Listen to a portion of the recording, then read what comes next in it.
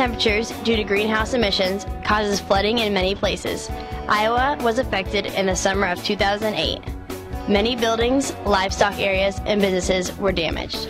Things that would be missed are local businesses and farms. These two things have a very big effect on Ottumwa, a small southeastern town located in Iowa. Multiple man-hours were spent trying to protect the small downtown area. Luckily, the water never reached that far.